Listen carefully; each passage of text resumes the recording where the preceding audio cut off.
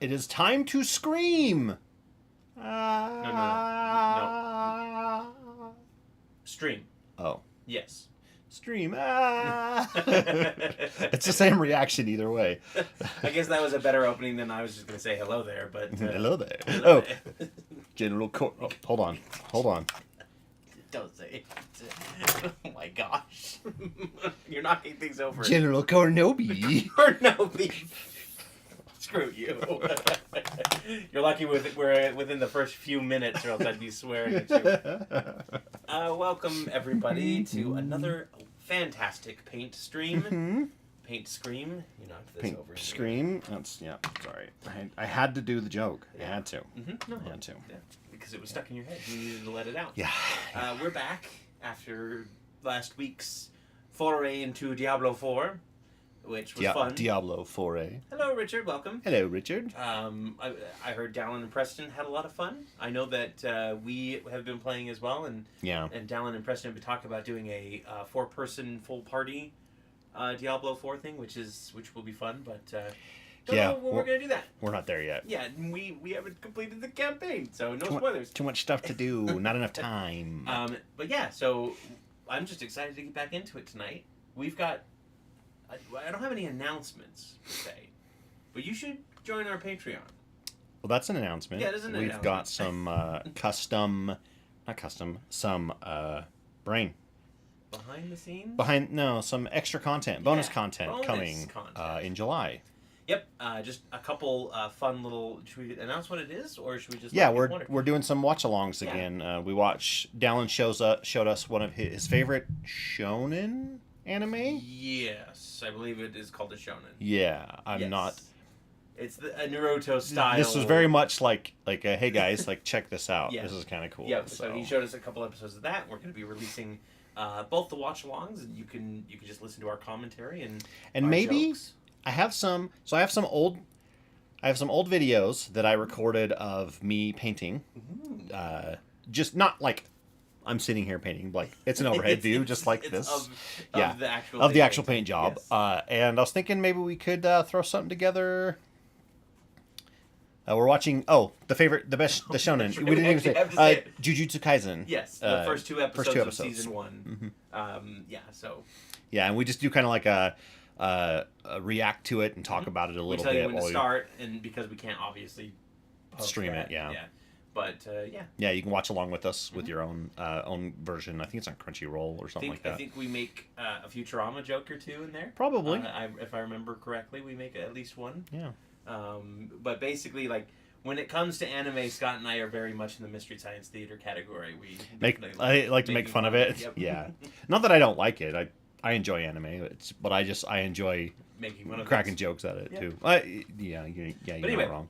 Paint. You have some paint videos. I have some paint videos. That we could do some speed paints for. That I was gonna do some speed paints and maybe do a little voiceover. We could talk about some of the lore behind some of the creatures we're painting, or how they were used in an area or not used in an area, or how they are in an area. We can even put some area lore in there, which is great.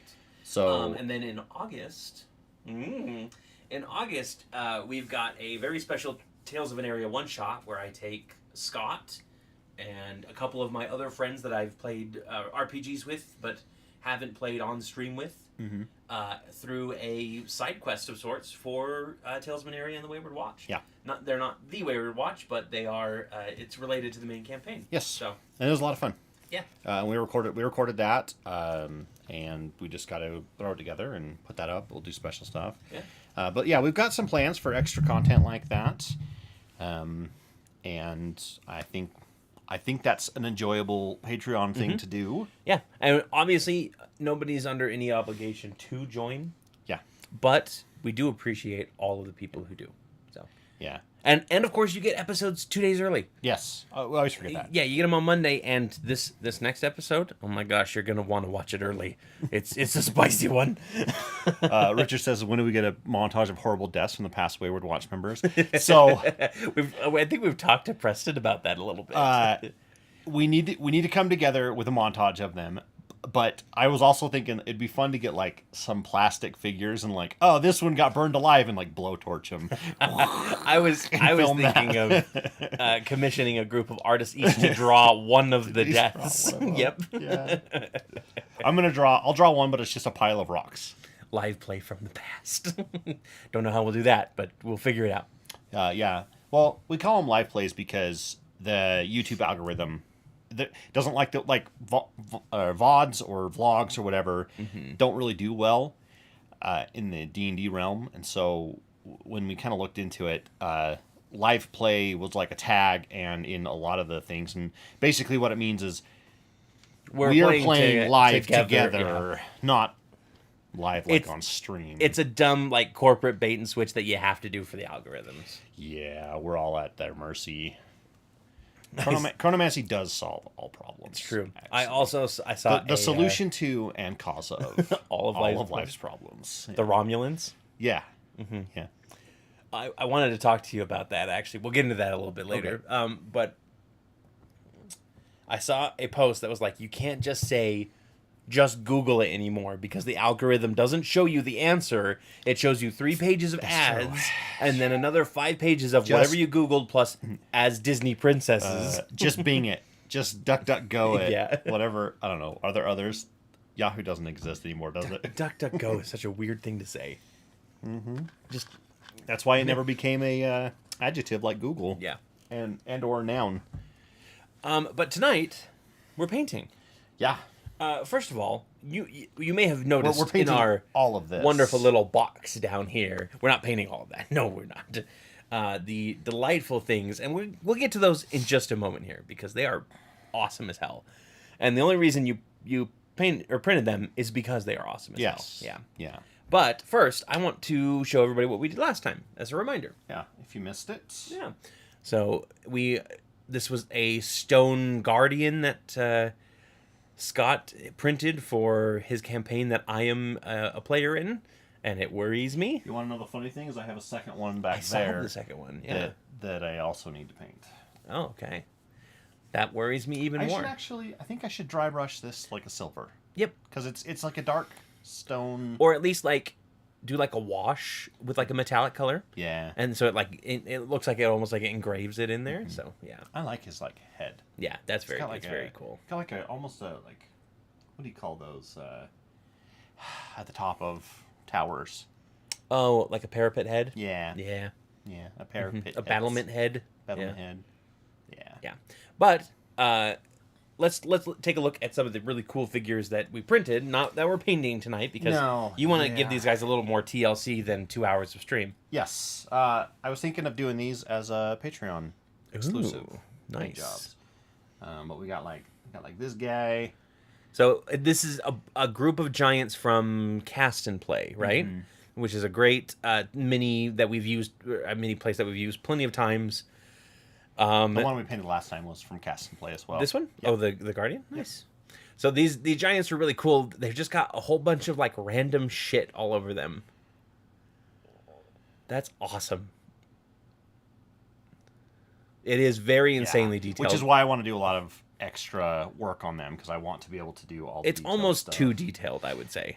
So there is a argument for 3D printing becoming overly detailed. Mm-hmm. Because when you are 3D modeling something, you can like zoom way into it and get like way down into cracks, but then you print this little tiny miniature and those details don't really come out, or they just kind of muddy up the whole thing. Mm-hmm. And there's been some complaints about some of the like professional painters and stuff that don't like that. Yeah. And I just look at it like, oh, there's a lot of detail. Contrast paints, because it makes it super easy for me to just like slap it on and call it good. Yeah.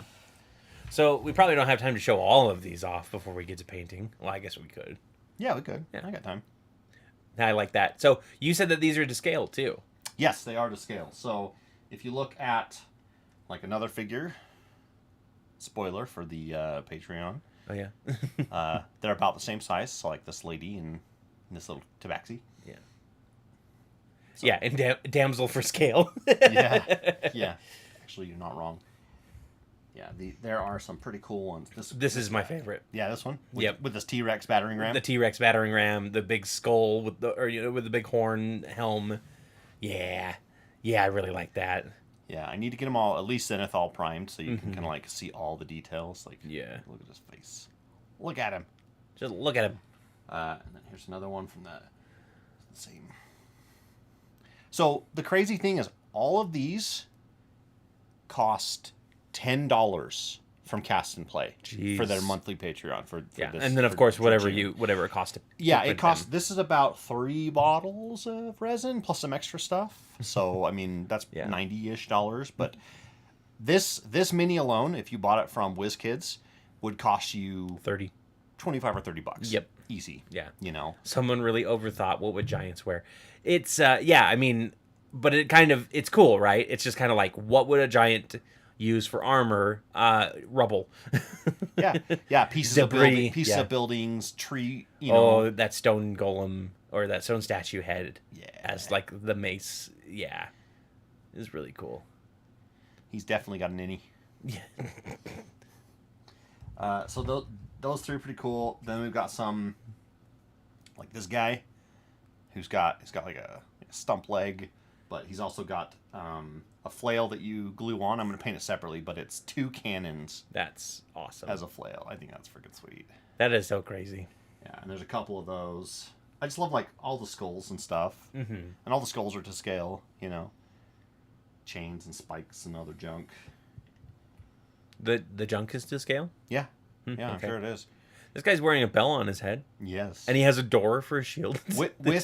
With the hinges still. That's awesome. Attached. I think that's a huge door. Look at right here where the chains come through. Uh-huh. They're busted.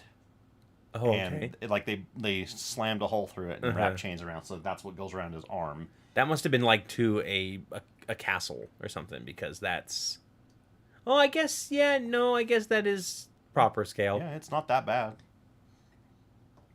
Yeah.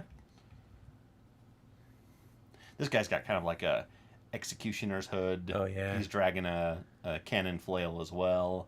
And he's got the door shield. The door shield on his back. But he's missing an arm. Yeah. And that's what I think that's also really cool, is these giants are very much like, they look like they've been through the ringer. They're battle worn or whatever. Mm-hmm. Mm-hmm. Like this guy, he's got like a big thing over his eyes. He's missing both arms. Or both hands, at least. Yeah, and so he actually has a set as well. He's got a set of... he's got the cannon flails. I'm just not putting them on yet because they're so fiddly that I'll end up breaking them or something when I'm trying to paint them. So we will not be hurting for giants for a while, is what I'm... you're right. What I'm hearing here. This one's pretty cool. This is the one I think that basically sold you on it. And it was I'm wearing a hangman's noose on my back rock thrower. Like, holy crap. Yeah. Yeah, we are definitely not going to be hurting for giants anytime soon.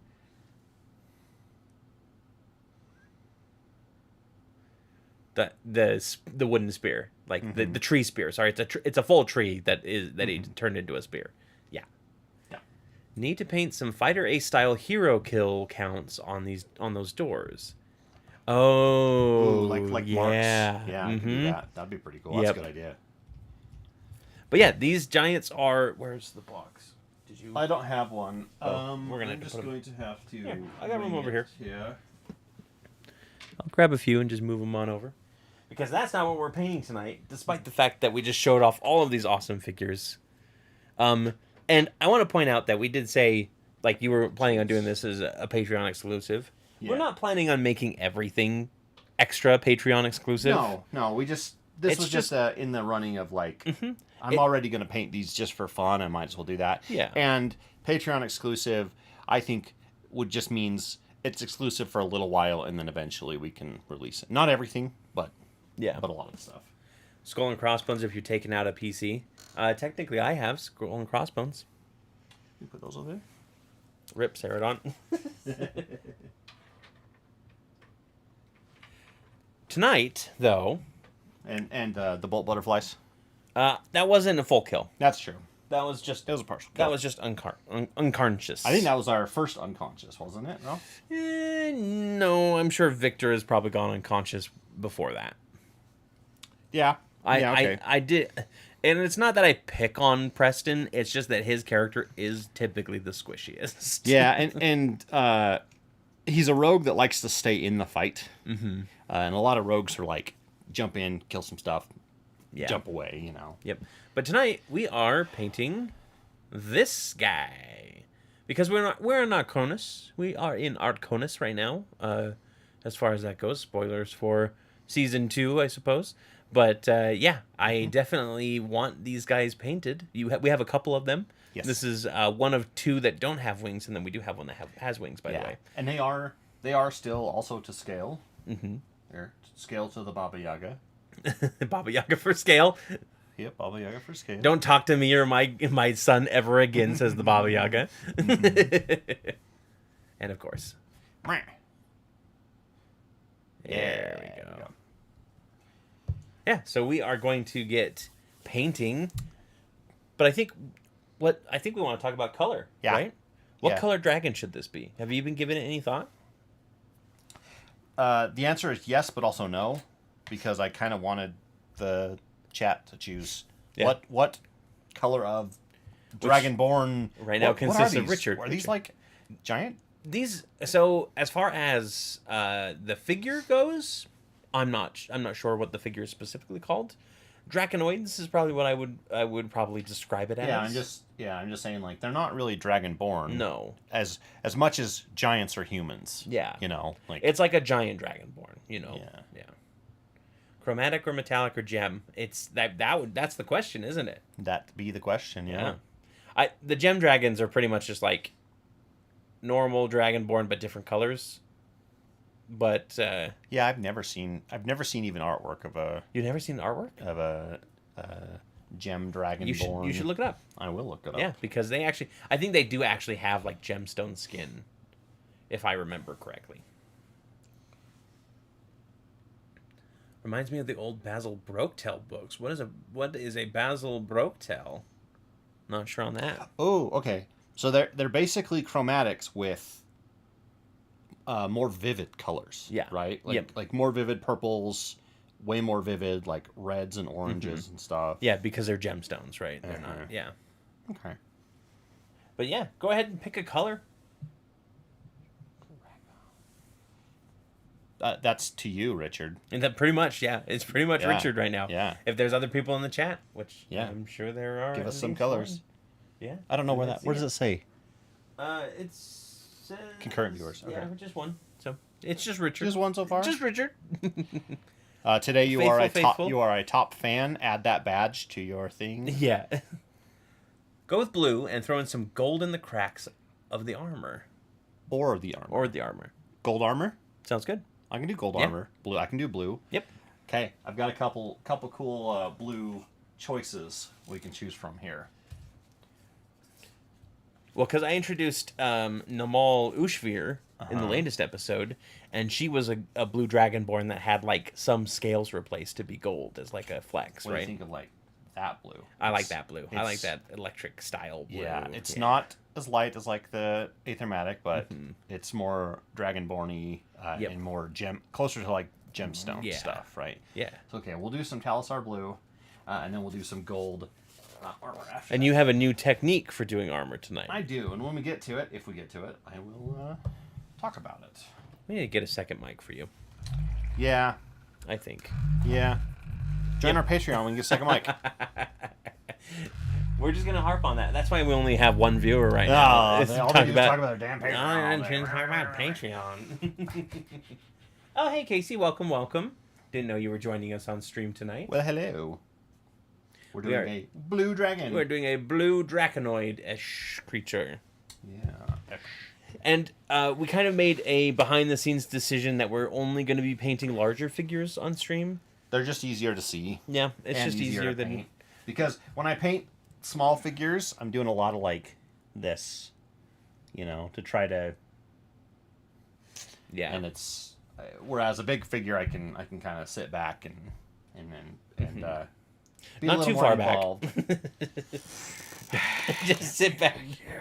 Then we're just gonna paint like that tonight. Yeah. What size category? That's a 3x3. So this one is huge. 3x3. Yep. So it's huge. So anything 2x2 or bigger. So large or bigger. Yeah. Paint. And if you've got ideas for what you'd like to see painted, throw them in the chat. We can find a cool model, print them out, and I can have them ready for next time. I guarantee you, there's a model out there of it. Oh yeah. If I don't already have one, I had a friend send me a message the other day, and she goes, "In your vast collection of 3D print files, do you have any ghosts?" And I went, "Oh yes, yes, I have so many ghosts." But I said, and then I got a, well, can you send me a few pictures and see what you have? And I go, how about you actually go search for what you want online and then come to me, because that'll be easier for me than trying to just like scour search my entire ghost, ghoul, phantom, whatever. And so she sends over one, and it's from Cast and Play, and I go, oh yes, I have all the Cast and Play. And she's like, well, do you have this one? And I was like, no, you didn't you misunderstood me. I have all the Cast and Play. Yeah. As in, I have been with them on their Patreon since the day they started. Yep, exactly. The first stroke has been made. Wait, that sounds weird. I'm going to backtrack on that. Okay with it. All right, good. Yeah. All right, good. Yeah, I just finished the pre-edits on the next episode. We unfortunately didn't get to play last night. Yeah. There were real life stuff that got in the way, and it made me sad. Tori was doing her opening night for her play. Preston got a sudden work thing come up. Yep, a sudden deployment. Yeah, and so we just decided that, and we have a little bit of a buffer, so we're good. Or well, we had a buffer. Yeah, we had one. So we're not my gonna poor have any, buffer. We're not going to have any like extra missing. Yeah. But yeah, there was a little bit of.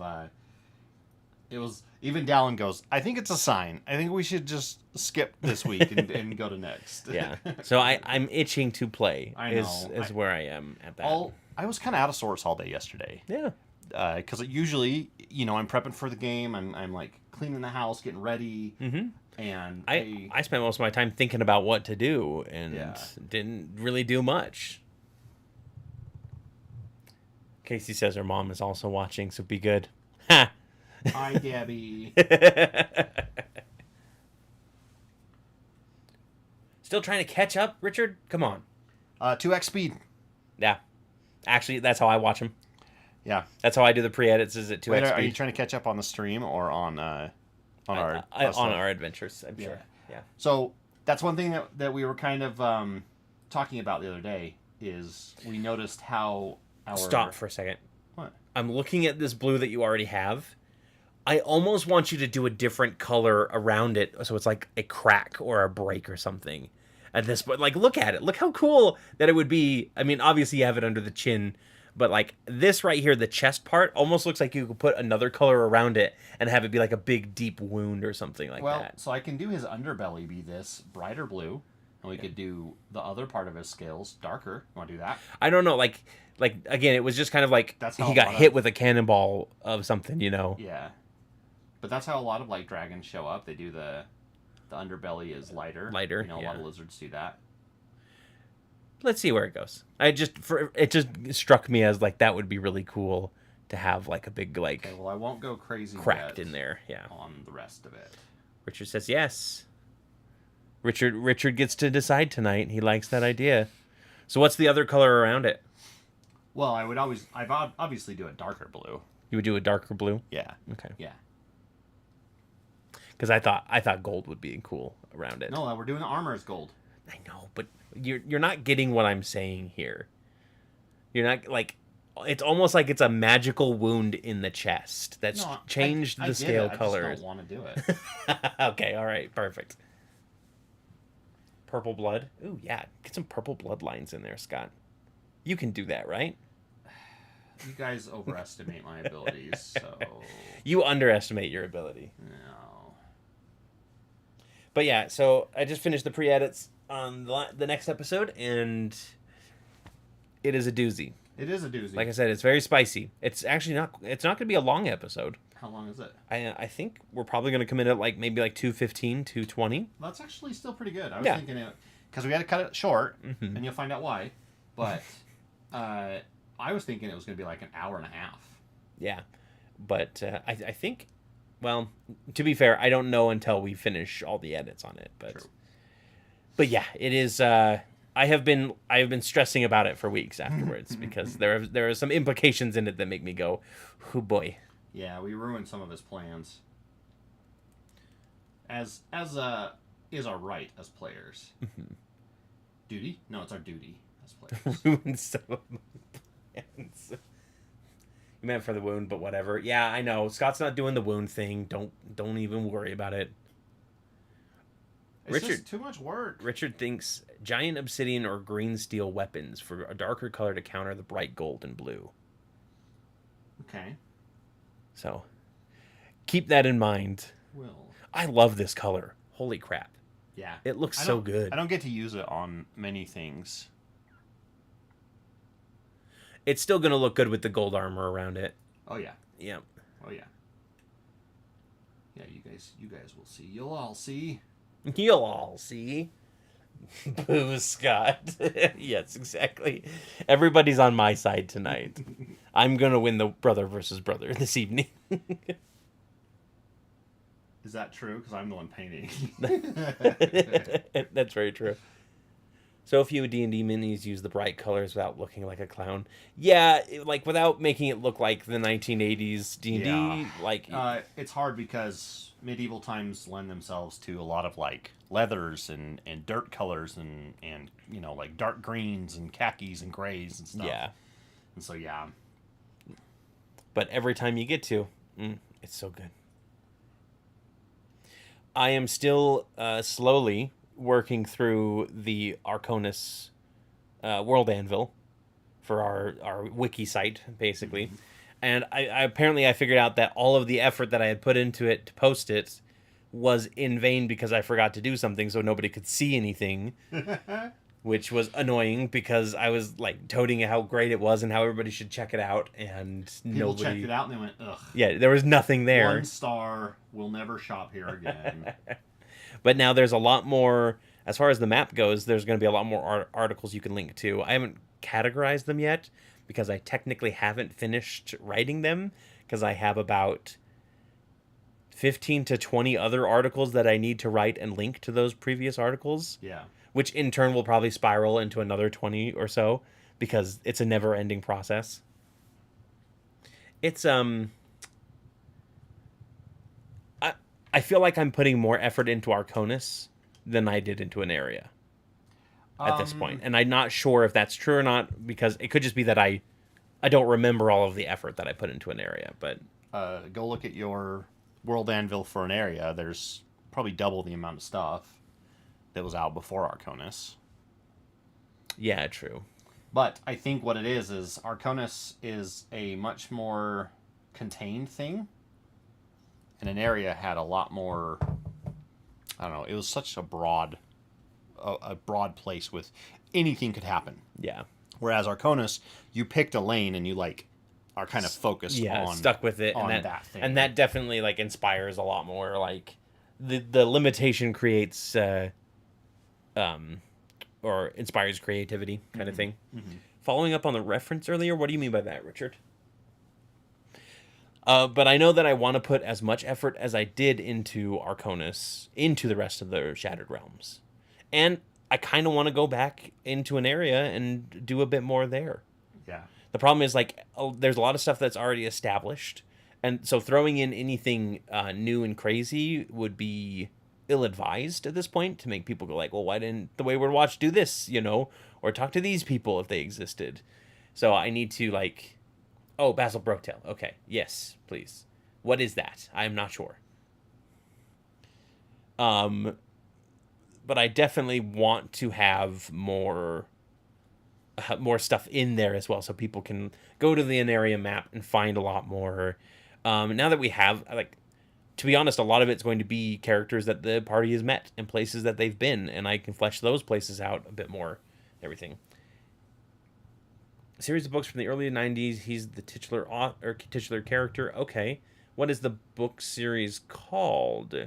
Is it just called The Basil Broke Tale? And who's the writer on it? I'm curious. I'm always curious for a good book. Basil. No, he's the main character. He also wrote it. He wrote it too. Yeah.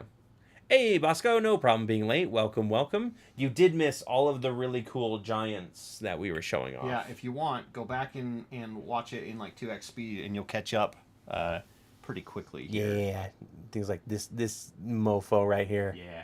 Yeah. Or go watch it afterwards. It's always available. That's afterwards. fine too. Yeah. But anyway, we're just painting a Draconoid tonight. You can see its bottom right here. Mm-hmm. All you see is literally just the base. Well, I'm trying to paint underneath. It's fine. It's cool. Here he is. Yeah. It's Draconoid. God, I cannot wait to see the gold on this. Like seriously, I don't often freak out about the colors that we put into things, but this blue is really catching me tonight. Apparently. Yeah, I haven't used it very much. It's doing something for me, Scott. Yeah. Getting you all excited. Yes.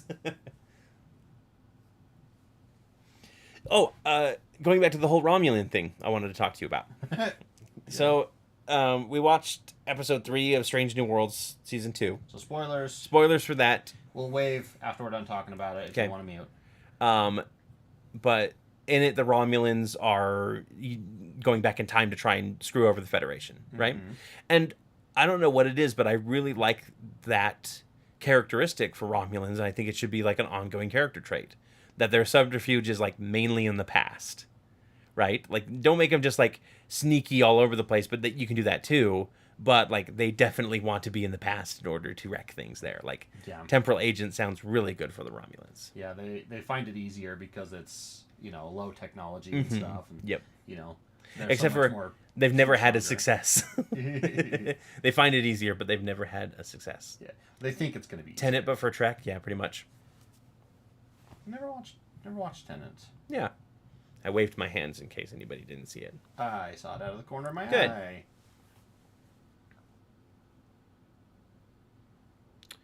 Basil Brote is the title of the first book. They were written by Christopher Rowley and feature a wingless dragon who's a soldier in a sort of legion. I might have to give this series a go through. You know I like dragons. Yes. I think that's readily apparent at this point. Yeah, Corey, I think you like dragons. I think so. I think you like them. Stop putting on the blue and get to the gold. That's what's in Corey's head anyway. Yes. Show me the gold. Bring out the snakes. The snakes. Exactly. I'm trying to figure out how to do... Yeah, neither of us did watch Tenet though, did we? No, we didn't. I think we had been burned on Christopher Nolan movies in the past. I have. I'm not a big fan of him. Well, the only one I that like some of the other ones, but well, yeah, one of your favorite movies is a Nolan feature. that's true. Yeah. You liked Inception. I did like Inception. It had some weirdness to it. But I did like I it. made it about halfway through Inception when the copy that we had no longer worked for whatever reason. Yeah, it was glitching. Yep. And so we stopped watching it, and then later on you're like, okay, I downloaded a new copy. Not that we would actually do that. I never. Hypothetically. I would never say Yes. something like No, that. this is hypothetical.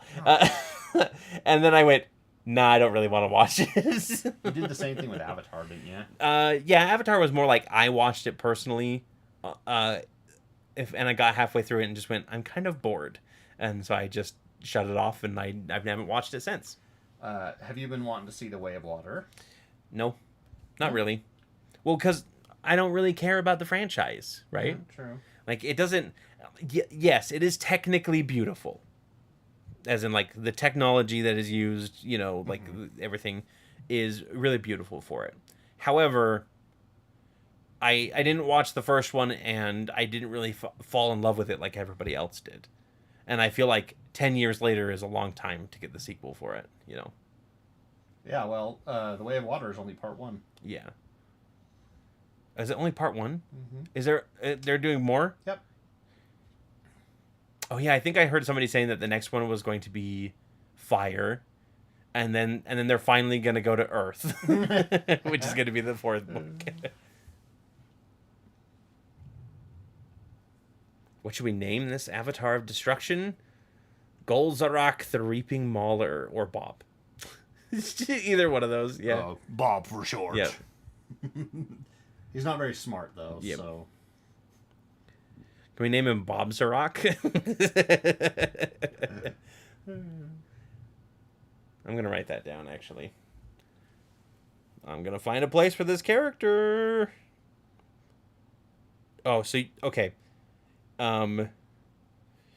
There's a part in the next episode where the party does something that if they would have done, or sorry, the party doesn't do something that if they would have done this, I would have handed you a list of names, and it meant that I had to name every single monster within the ice cave tunnel dungeon that you guys are currently in. Spoilers. Right? Spoilers. Yeah. You haven't watched the current episode. Yeah.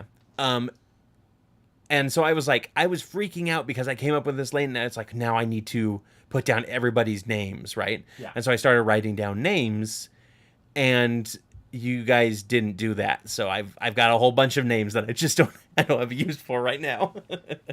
Yeah, we just haven't done it. Yeah. And you'll use them eventually. I'm gonna send this to you, Scott. So ignore the message you're about to get from me. That Okay. yeah, as usual. You know, my phone, all during stream, my phone buzzes in my pocket, and I'm like, I'll get to it. Whoever. By the way, you bought these pads to help your shoulder, or not your shoulder, My elbow. your elbow, when you're painting. Yeah.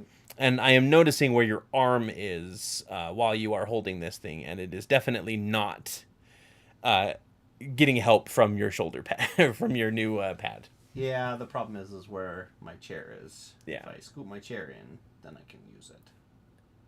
Bob's your uncle, as a name. That's his uncle, actually. Well, it's Bob's year, right? Bob's your, yep. Bob's year. And then Uncle Bob's your. Uncle Bob's year. On behalf of editors everywhere, I must pronounce a pox on your punctuation. Pronounce a pox.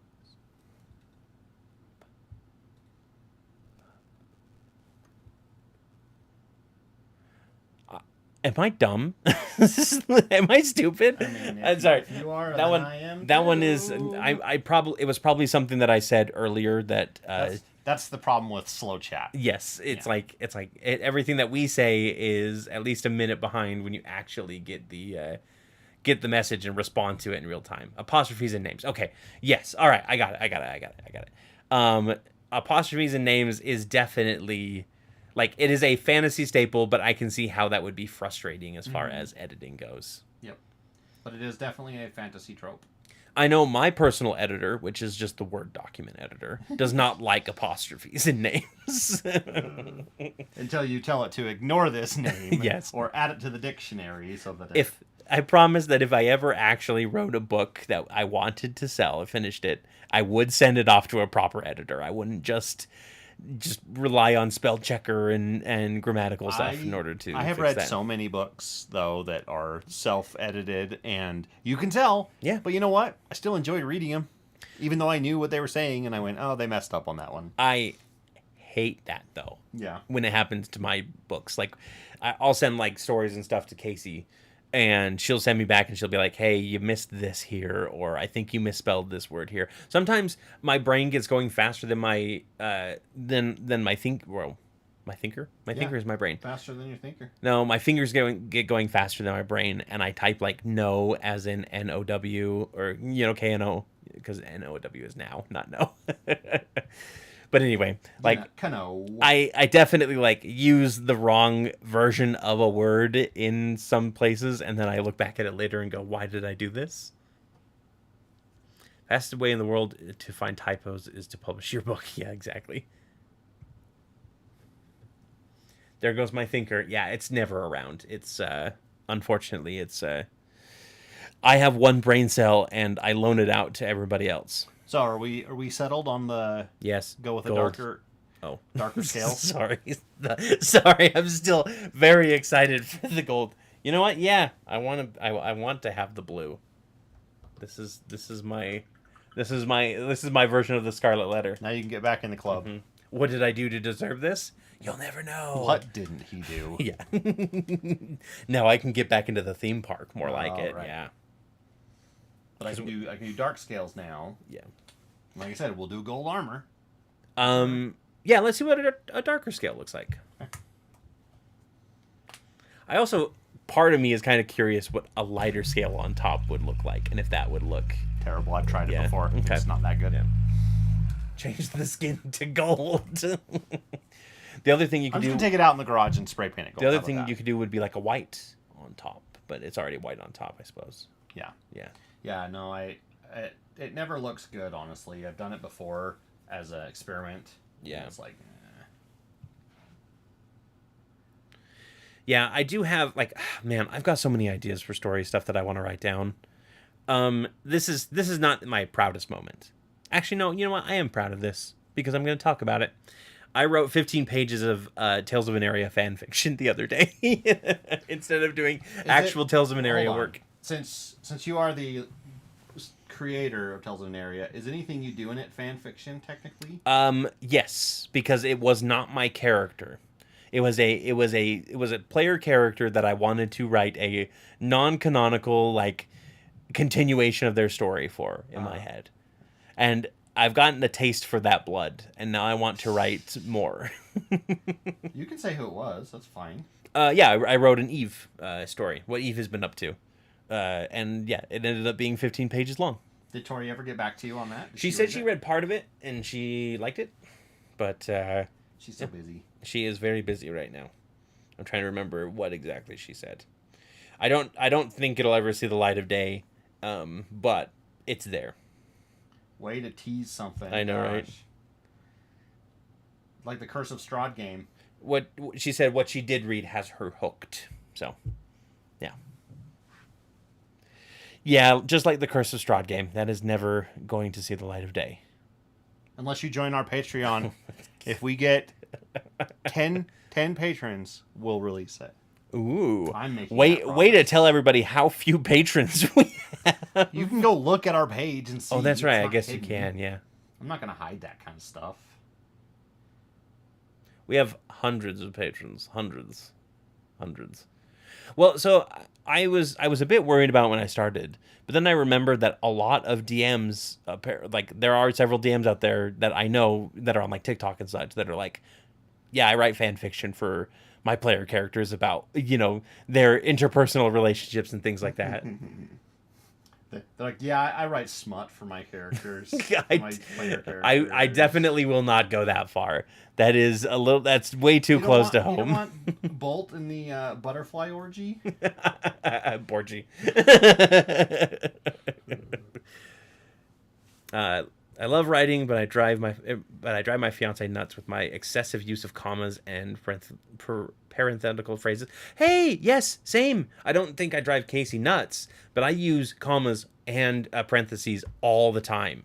And honestly, like, I feel like it's a bad thing, but at the same time, it's like, oh, it's so good. It's so good to be putting a tiny little comment in parentheses, you know? I can't type something long without doing something like that. Like when I'm talking to friends about things, I always have to like clarify, because in real life I would go, okay, Corey, so in Star Trek, when you're talking to the Romulans, and I'm talking about the 19th century Romulans, Yeah, like yeah, you literally you do it in real life, and so I don't know. I don't feel like it's a big deal if it gets done.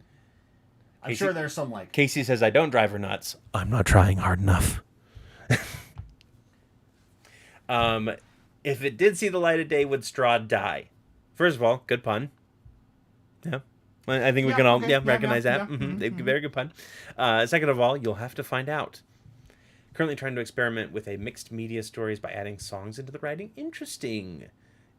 I'm not sure if I would be a fan of that personally, just because music distracts me, typically. like into the audiobook, or like you're writing lyrics into your book. Or you can just have a song that people can play along with the story. So there's that whole playlist of Ready Player One. Yeah. Where you can like listen to the playlist while you're reading the book, but you don't. It's not concurrently. It's usually like, oh, this plays, and then you can go listen to it. I mean, if you want to listen to it at the same time, it's fine. But Yeah. it's too distracting because it's using that same part of your brain, you know. Yep. Yeah, Richard, I'll give you an epic die for that. Two epic die. I'm feeling generous tonight. Tell your GM that you're going to use them whenever. And you can tell them that... I really hope that somebody does that sometime. They're like... That we sent you and that we told you, so... Yeah. And they can come and complain, and that's just more engagement. Grammarly will fix most of that for you. I'm afraid that if I put it into Grammarly, it's going to be like, hey, yeah, this is unusable. I have a problem with Grammarly.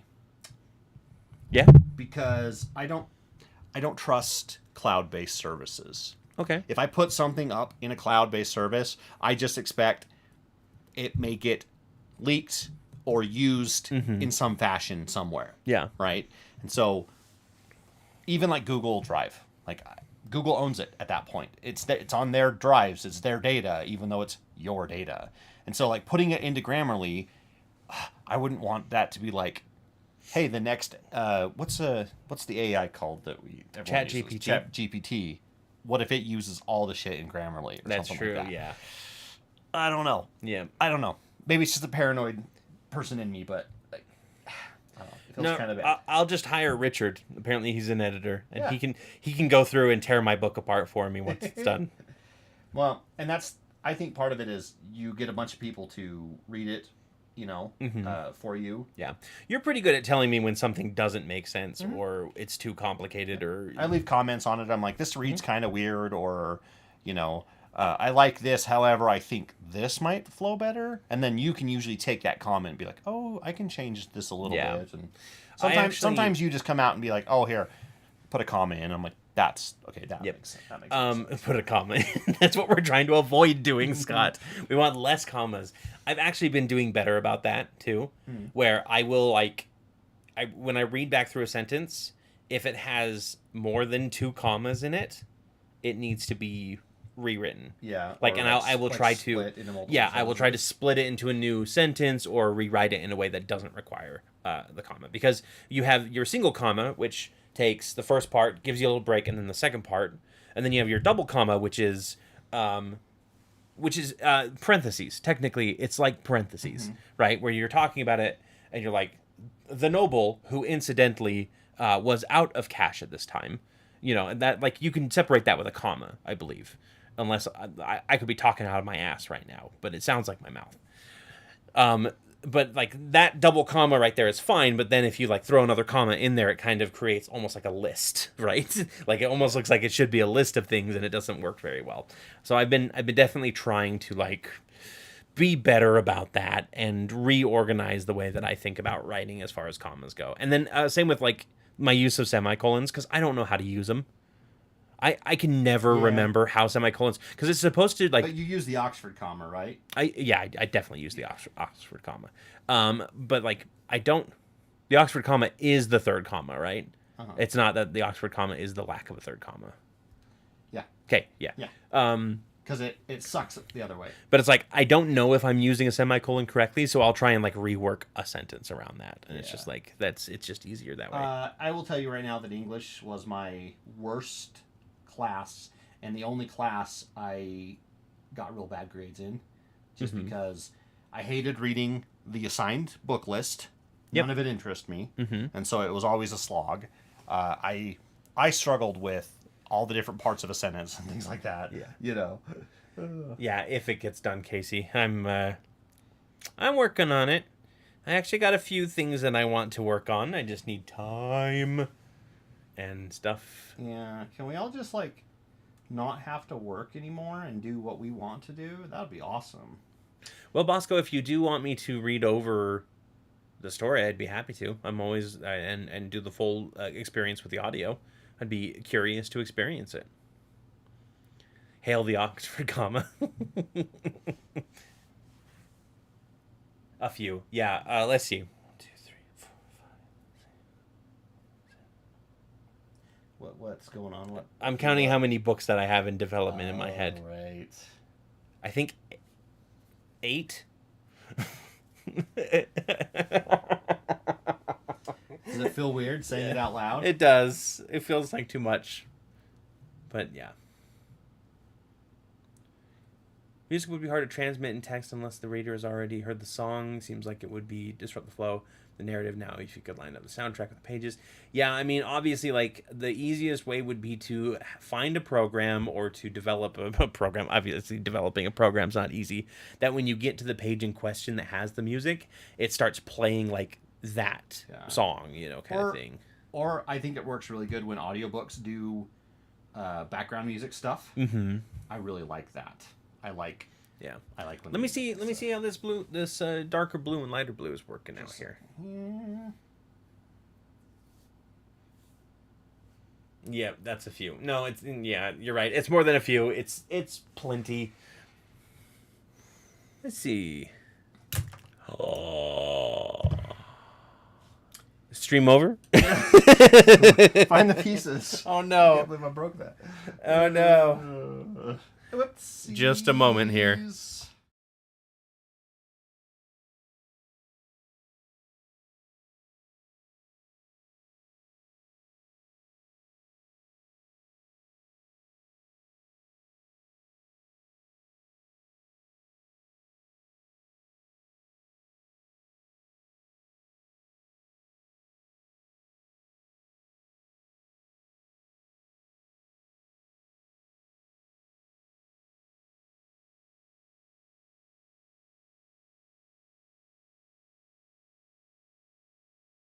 Okay. All right. I haven't sat down yet.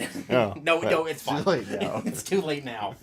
Everybody gets to see my calves.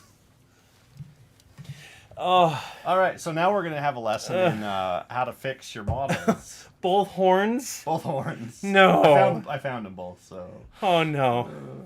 Yeah. So this one goes here. Mm-hmm. And so fell the mighty Golzarakan made by his creator's own hand. We hardly knew him. Yeah. And it'll never be the same. Sorry. You'll always know that you broke that, even if you fix it completely. It's on the internet forever now. My beautiful calves. Okay. Oh, boy. We'll do some glue. Leave one horn broken? Is it a sign from the gods? I guess you are the god in this case. Maybe on another one. Maybe on another one? Yeah. Well, this one's already got a broken horn, Scott. I'm sure I'll drop another one. I know, I kind of wanted the horns, though. I like them. I do too. But we do have another one with full horns. Which one? Which side, though? Probably that right side? I would say the lower Sorry, horn. The left side? That one?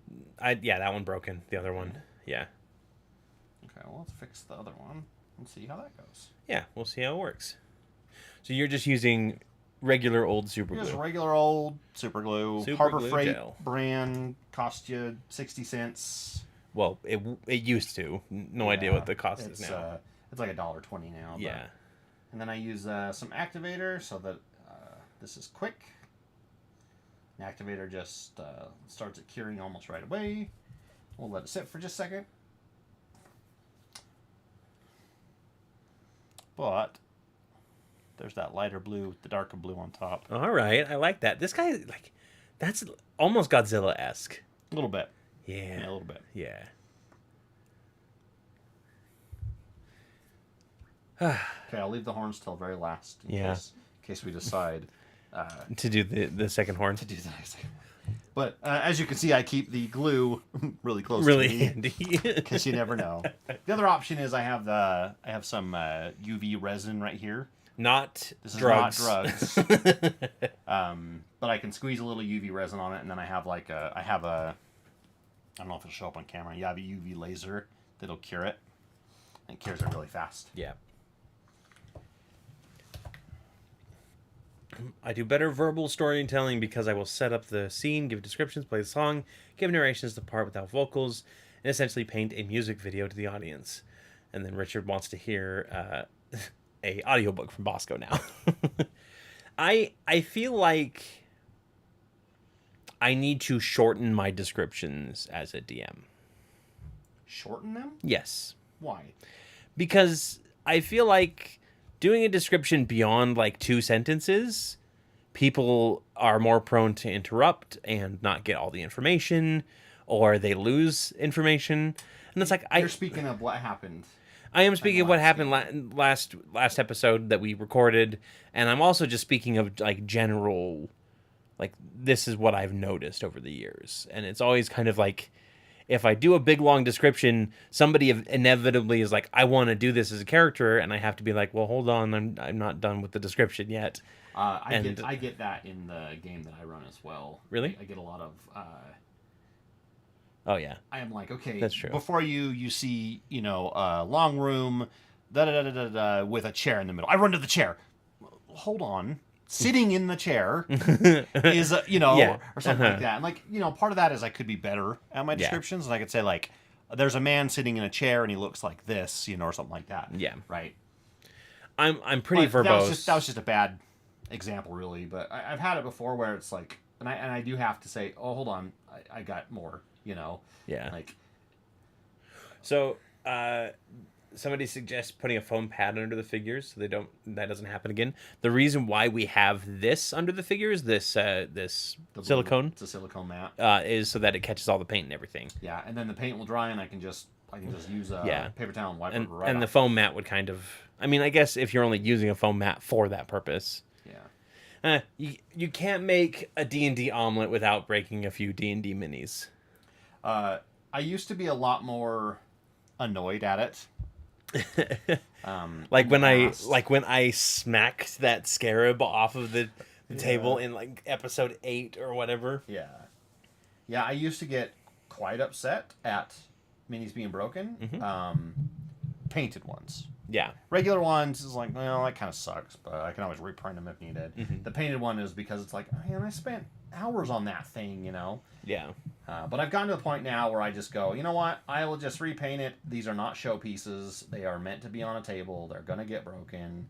The cloud of daggers that I printed for Preston has like 2/3 of the daggers broken off. And they're just in a little tiny pile in his roll box that I've never got around to like re-gluing them back on, but it's just kind of funny to look at them. Yeah. Yeah, I mean, I obviously could just stick to the 5 senses, but if I'm just giving them like a 1-sentence description of the building, I kind of feel like I'm cheating them out of the description too, because in my head there's such a vivid image. I just need to find a way to balance it, to be honest, because like, Scott, do you remember what the seat of the dragon looks like from the episode that we released this week? A pyramid of sorts? I thought that's what it was in my head. It was a dome. A dome. But yes, close. And do you remember what the inside looked like at all? Yeah. See, and it's like I don't know if that's because I didn't describe it well enough, or if I just I'm bad at yeah. It was a bunch of balconies. Well, okay. Around like a middle pit, so, if you remember. Now. Yeah. Oh yeah. Big pit full of gold. Yep. Big pit full of gold. That's right. Well, and I think that maybe that's a good pointer, right?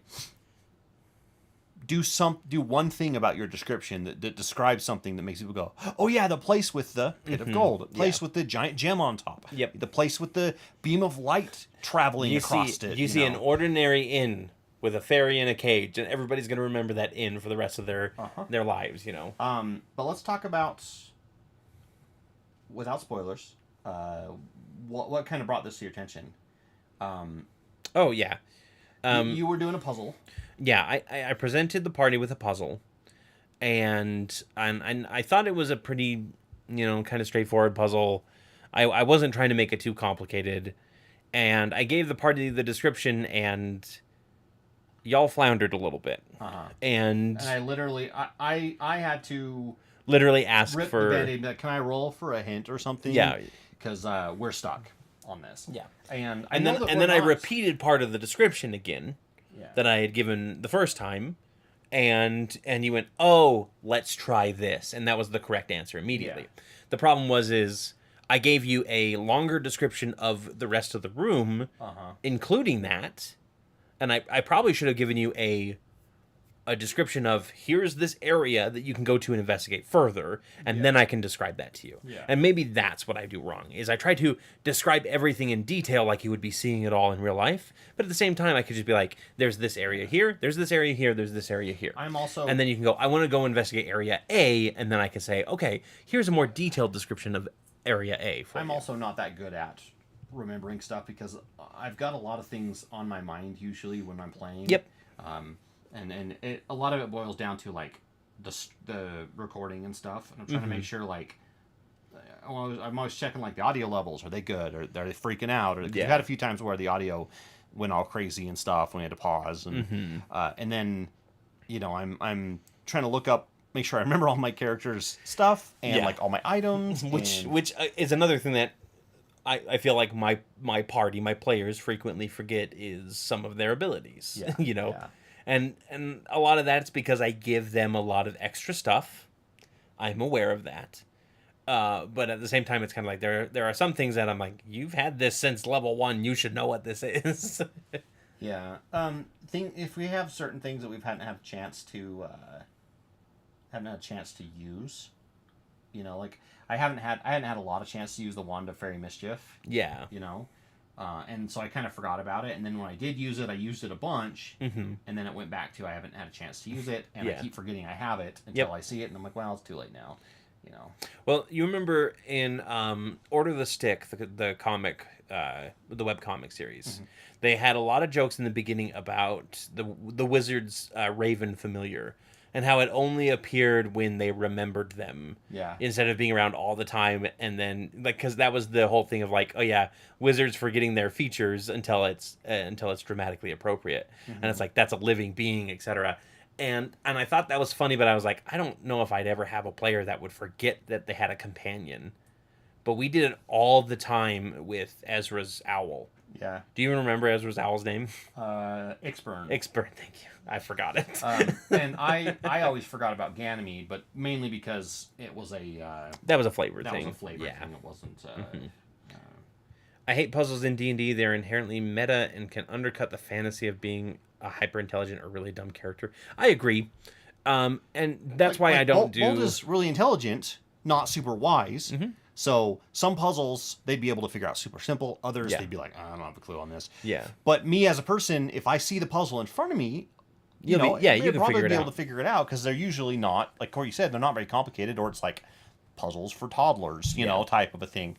And it's not a dig at people's intelligence. It's just it's hard to do puzzles in games because especially when it's all a descriptive format. Yeah. That's why I really like there are some Kickstarters and stuff and some DMs that do physical representations of puzzles. And I think that's awesome if you have the time for it, because then the players get to sit down and then you can make the puzzle kind of complicated and they can sit down and try to figure it out. Our friend James, he did one where he had a whole bunch of pieces of paper cut out with different it was like a star map. And we had to piece it together as a puzzle, and that was really fun and it took us like half an hour in real life, but I was like, that is awesome. If you tried to just describe it and we were like, we take the third one and turn it 90 degrees, then it would be like, roll. And I definitely, like if I ever want to do a complex puzzle, I will make a physical representation of it. But if it's not a complex puzzle, I definitely want to make it Cory's going to sit down the puzzle box to Hellraiser and be like, here's your puzzle, guys. The lament configuration. Yeah. And we're all going to go, I don't know about this. No, thank you, Cory. But I mean, I do, like, you actually did a Kickstarter that has a lot of, like, little puzzle 3D prints and things like that, yeah. Which we should print some. Yeah, I need to get to that. Yep. But yeah, I'm, what was it? Puzzles? Descriptions. Yeah, descriptions. But I'm not sure, I'm just not sure if I'm just being too wordy or if I'm just like doing it in the improper format, you know. I'm working on it. I think if you look at so there's two ways to look at it. Dimension 20, when they do all their description stuff, a lot of the time they have wherever they're going, they either don't describe it or they're just like, it's like a malt shop from the 1950s. That's it. Yeah. And all the description is the people in it. Yeah. Let the player, let their Extrapolate brains from there. extrapolate from there. But Critical Role, Matt describes everything. Oh, yeah. He's like, oh, it's got big sweeping archways and towers and all this cool stuff. And I guarantee you, his players forget all of that the minute they walk through the doors of whatever they're going into. That's for like some of the really dedicated fans Yeah. that draw the fan art, right? And But he loves that kind of stuff, and I think either way is a perfectly valid. yeah, way to and I play. kind of I do enjoy it. I do enjoy giving these big descriptions, whether or not y'all don't take our lack of remembering Yeah. or whatever.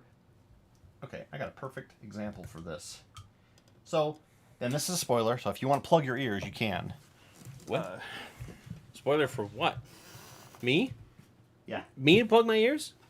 if you want. Turn the big camera, big camera, big camera. Big camera? Big camera. Big camera. So,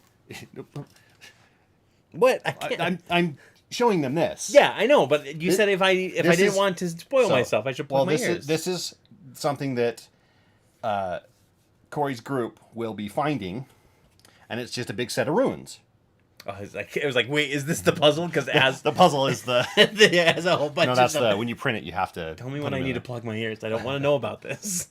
Well, I basically just told you the spoiler, so you'll find ruins. But I decided I wanted to print out the ruins. I hate you. You'll forget later. You're fine. But I wanted to print out the ruins, and this is not a battle map. No. This is you guys find ruins. Instead of being like, oh, I'm going to describe it, I'm just going to paint this and plop it down in front of you. Yeah. And it's just going to be set dressing. Yeah. For the whole game, you know? Okay. And you guys can be like, oh, If that's all that cool. was, okay, I forgive you because if that's all that was, I knew all that already. Okay. I've been seeing this every time I come downstairs. Every time you go down. That's fine. But stuff like that, like here's a tower, and I made a tower, and this is what the tower looks like. It's not going to be something you fight in. This is Yeah. just what it looks like. Yep. Just set dressing. And I think I want to start doing more of that, hence why I printed out that big thing. Because I think it saves me from having to describe, but it also saves you as a player from having to try to remember everything about this. Okay, there was a door in the front and the side where you can just be like, oh, cool. Okay, so there's a door. Okay, yeah, doors, got it. Oh, there's statues, sweet. You know, that kind of thing. Yeah. Like, and I think it's multiple ways to play, obviously, but sorry, tangent. No, you're good. Tangent, non-painting tangent. I will paint that eventually, just probably not on stream because it's huge. Yeah, and I definitely to Bosco's point, I definitely try to use puzzles that are a bit easier to piece together. I'm also going to try to start doing puzzles that have steps to it. Like you see something and you're not sure what it does, and then you investigate the room and you find a hidden panel that has like another piece to the puzzle that makes you realize, oh, this is what it is going to be easy, kind of thing. And that, I think that makes it a little bit more dynamic as far as that goes. The other thing that you could do that really helps me is having a printout of any words on a puzzle. Oh, yeah. Anytime a puzzle has words, I am 100% advocate that you should print it out and hand it to your players. Or write on a piece of paper, I don't care. As long as the players have something that they can pass around and I'll look at. Because I can't tell you how many times from every game that I've ever played where there's someone's like... Can you repeat the riddle? Yeah, just repeat the riddle, where if you send it to us or something, we can be like, oh, okay. I mean, obviously I like having a physical piece of paper, but, I'm a big advocate of that. Even in, like, online gameplay, like, just for sure. Create it. I think Create it. I don't think you have an excuse in online gameplay. Do a quick one and then throw it out there, I think I heard your dog. I think I heard your dog wanting to go outside, but we'll wait and see. Yeah, he's he'll let us know. Richard, sorry, I read your last chat as description memory for a moment there, so that's all I'm thinking about now. Memories, apparently. Descriptive memories. Description memory varies wildly between players. Didn't they actually do a study showing that some people can't picture things in their heads within color or fully 3D? Yeah. We actually have a friend that... we do? We have two friends. They both start with N. Oh, okay. Nikki. Oh, okay. Yeah. Both of them are very them, much in that category. They have told us they cannot visualize things when told. They have to see something. Which is so even crazy. when reading a book, they read a description and they're just like, cool description, I'm just going to move on.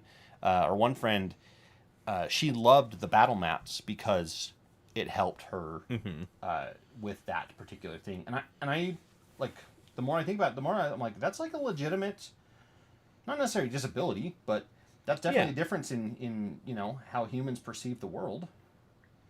Yeah, Casey's the same way, actually. She doesn't actually, like, she can't see the descriptions, which is, that sucks. I am so sorry for everybody that can't do that, because it is, like, I think that's a big part of liking reading, too, right? Is you can't really read... Creating worlds in your head. And, but I mean, like, you can create worlds without visualizing it. You just need to have a love for descriptions, like paper descriptions, right? Yeah. Yeah. And it's so fun.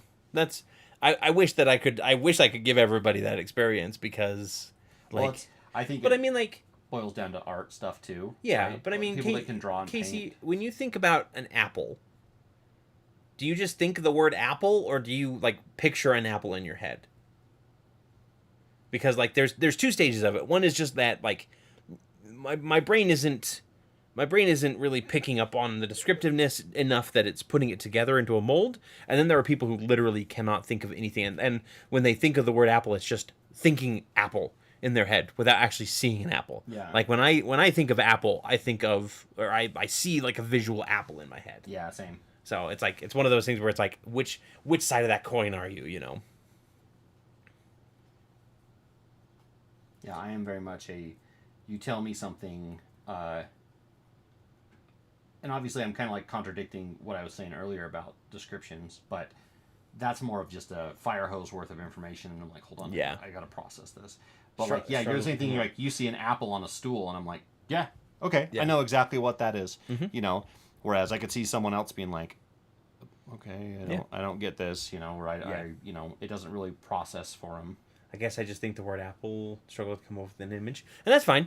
Like, it's not a bad way of thinking. Like, we're not saying that you're broken or anything like that. It's just different. Yeah, I mean, it's just a different humanity, well, you and know, as brain a DM, style. If you have a player that's like that, I mean, it makes sense that you don't really like D&D as much now. Like, that makes more sense. If you have a player that's like that, you know, you want to accommodate them, and I think that's awesome. I think that's something that everyone should strive for and be like, my friend can't do this, so I'm gonna make absolutely. Yeah. The other friend that I have that I kind of was talking and saying, hey, like, you want to come play Star Trek RPG? And she's like, yeah, but I can't really ever picture things in my head. I need to see what they are. And I'm like, that's cool, because guess what? I can just show pictures of stuff from Star Trek, and I can explain, like, hey, you see this shuttle on screen, and I can just like throw up a picture of whatever shuttle. Yeah. You know. Yep. And that will be a good visualizer. You know. Ta-da! We finally figured it out, Casey. The reason why she doesn't like D&D. Well, to be fair though, I've also seen you draw characters for my D&D campaign without actually like having a reference for them, and just like thinking about what they would look like. So it's probably a spectrum. Yeah, it's probably, you probably have a little bit of that, but not like a full, like, I can only see words kind of thing. Yeah. Yeah, and that's what Nicole told us, that she was the one that she loved the battle map because she couldn't picture a battle, you know, area, even though, you know, we were playing a superhero game and it was like, oh, it's just it's a long street with buildings on both sides. And it could take place over a mile, and she would need a physical representation. And I mean, but it is one of those things where, if somebody were to come to me and be like, I really struggle with descriptions, like, and images would be really helpful to allow me to visualize this better, then I definitely would be like, okay, I'm gonna give like a personal art thing. Like with our game being live, I can't share that art with all the viewers, because obviously I don't steal artwork. I don't want to steal any artwork from anybody, but I would be okay being like, it looks like this, and having like a little tablet that pops up with the image that you guys see, kind of thing, you know? Yeah. A monitor facing us that you can throw a picture up on. Or something. And if AI art can get to the point where they're not using art from artists that don't want them to be used, and generate just basically, you know, like art that is valid and okay to be used, then I would absolutely use it for all sorts of like D&D things, right? Yeah. Because coming up with like give me the Bay of Aldros and it's a single level town with tiled roofs and spread out, you know, wide instead of tall, blah blah blah, kind of thing. Is just like it's like that's really cool and I could generate some good pictures with that. I just don't want to generate it off of the backs of other artists. Yeah, that makes sense. I love one of the comments that you made in this latest episode was my second time describing Aldros as this one level city for the most part, right? Yeah. With only a few buildings that go taller than that. And you were like, geez, it's like you want us to have a rooftop chase. No, I just wanted to remind you of what the city was because you guys don't remember things too often between sessions. And I wanted to kind of convey that Aldros isn't a city that builds But up. also rooftop chase. Also, yes, we could also do a rooftop chase. Plus, it's just kind of the style that I designed for the city, right? Yeah. And then you were talking about building a wizard tower. To be like the second tallest thing. Yeah, and I was like, yeah, that's not really like that's kind of a taboo thing to do is to build up. You could build an inverted tower, build down. Wizards are taboo. That's why true. their towers look so crazy. That's true, yeah. I use a lot of brain power to visualize something, and with the character spells and rules of D&D, it becomes too much. Yeah, I get that. Right? When you're already using brain power to see something in your head, also trying to remember your spells and rules can be a problem. Oh, which we were kind of talking about this with one of our Vanguard the other day. It was a while ago, and they were talking about how they were giving me a compliment about how I describe my characters' spells and how they look. And this kind of fits the same vein of like, I really like descriptions of stuff, and I can see it in my head and try to describe it out. But I could see how someone would be like, I have no idea what this looks like, exactly. you know, without a drawing or artwork or something. Yeah. Which is why if I ever do play D&D with Casey again, I will make sure to prep a lot of pictures and use it as like, you enter this town, it kind of looks like this, you know, kind of use that as a shorthand to help her out because that's, I mean, it's just, that's also just fun. Being around, scouring the internet for fun art that you can show off, you know, is always a good time for me. It would be so cool to have like an in-house art team that could draw up whatever your mind would create. You know, you're like, I want a city that looks like this. Remember that picture that Preston did of the town that had like the Japanese aesthetic stuff? Bell's Watch. Yeah, and it looked so cool. And it was like someone, you know, if he could do that for every single like location, that would be awesome. Especially if you could get him to do it beforehand and have that, you know, the big screen behind us, like have that up on the screen at all times. That would be really cool. Yeah, for sure. My fiance is a living GPS. I swear it's almost cheating to take her into a corn maze. I'm no fun in mazes because I feel like if I'm not following the guaranteed path to get out, which is like following one wall until you find where you're looking for, like I feel like I'm not being efficient enough in a maze.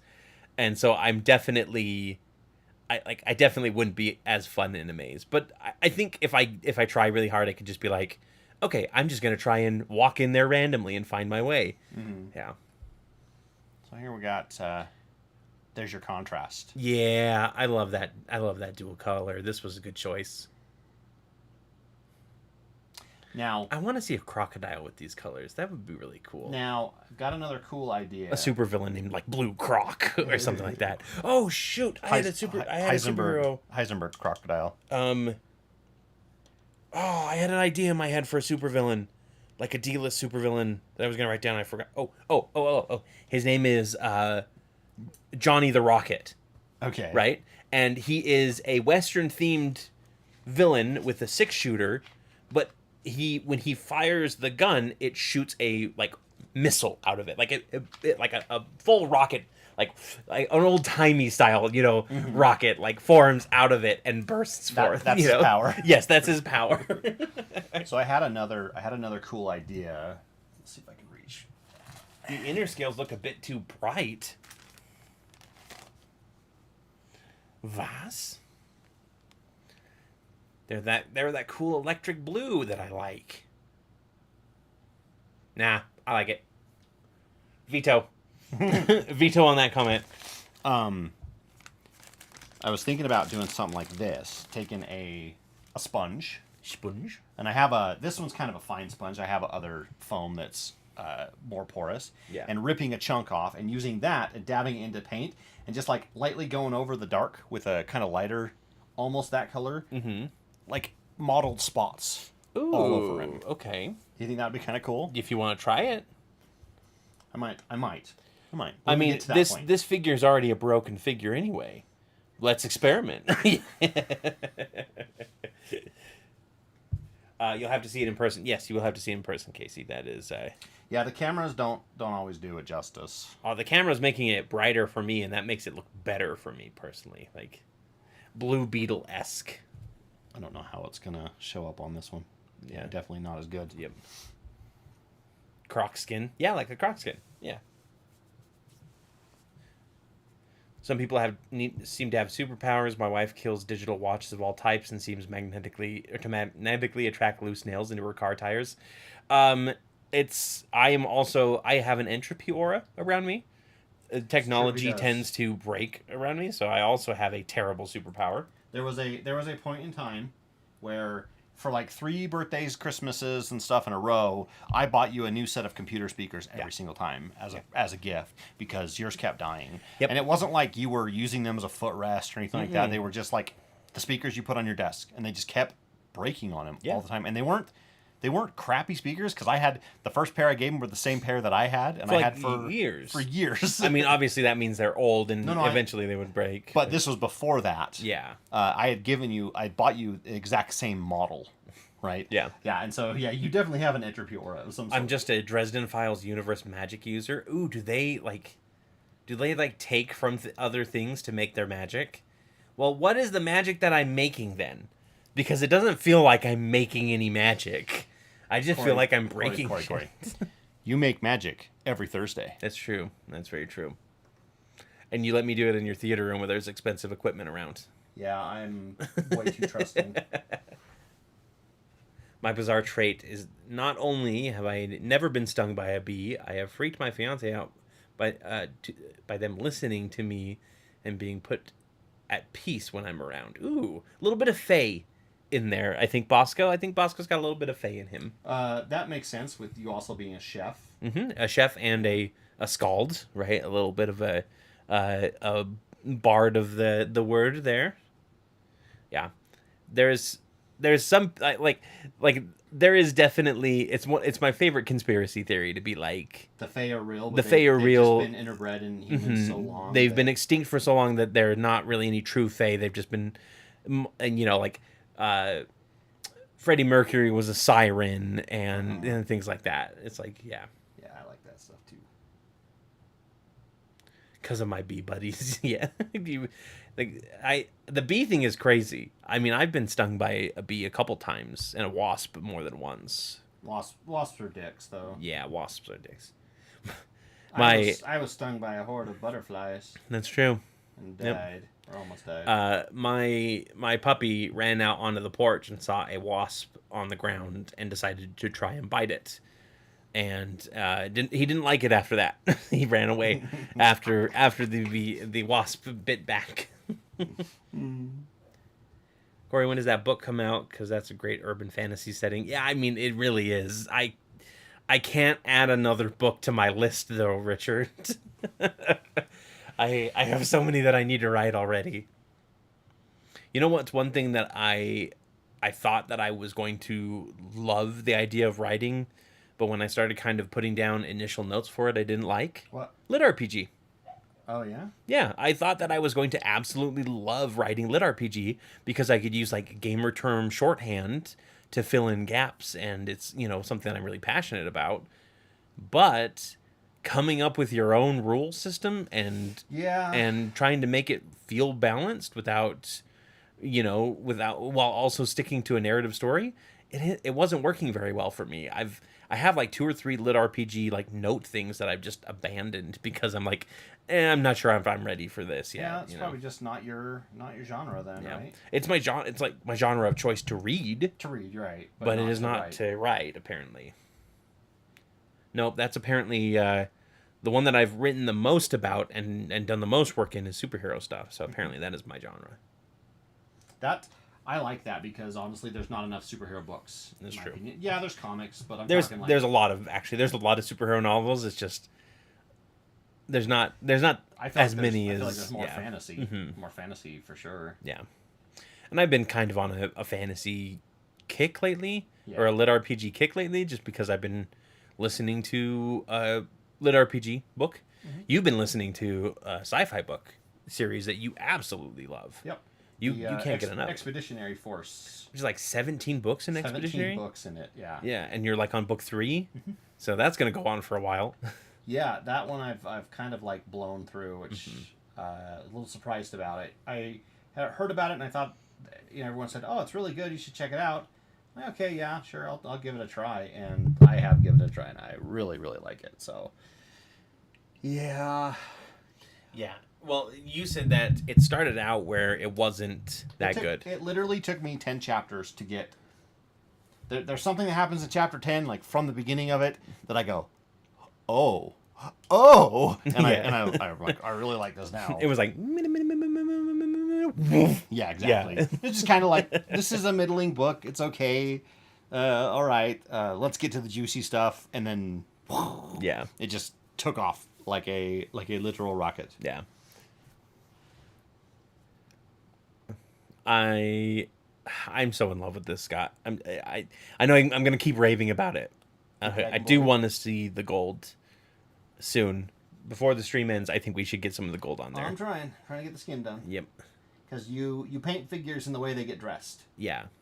Skin first. Yep. Skin. Every morning you put on your Put your skin, skin on. and then you put on your armor over it. Skin, Everybody you got knows your this. Skin, you got your clothes, and Yep. then you got your armor. Yeah, I mean that's Your and underwear, then yep. yeah. What color are you doing the spines?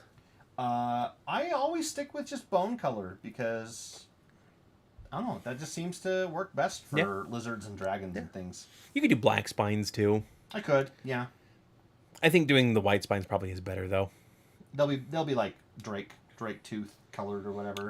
It would be really cool if each of the spines you could make look like they were all struck by lightning, and so like put some like blue cracks through them or like lightning cracks through them. Yeah. Obviously, that's a lot more detailed than Yeah. you really want to go here, but Well, and that's silver spines. Ooh. That's why I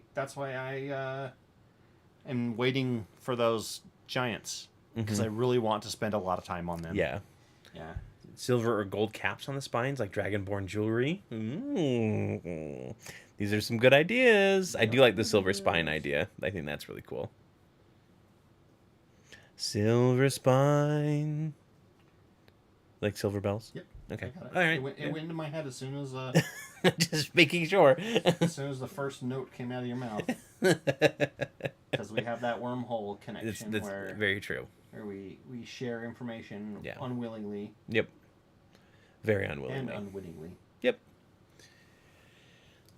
Oh, so we've got... I'm trying to think when our next Patreon exclusive is coming out. First week of July. No, it will probably be the second week of July, actually. Oh, because of the holiday and stuff? Yeah, so we've got 2 coming out next month. And this is a reminder for everybody who's joining us later to join our Patreon. We got 2 coming out next month because they're shorter episodes. So we want to release them, but we don't want to release them together. Like, just because, like, a staggered release is fine. Like, it's how you do business, I suppose. But yeah, so we've got 2 coming out. We can do the second week of the month and then the last week of the month as well. So get in on that. Got some of that fancy crackle paints. Yeah. I don't have any of that, actually. It's not something that I have picked up in my paintings. So not yet. Definitely like that darker blue. Yeah, yep. But the lighter blue is good too.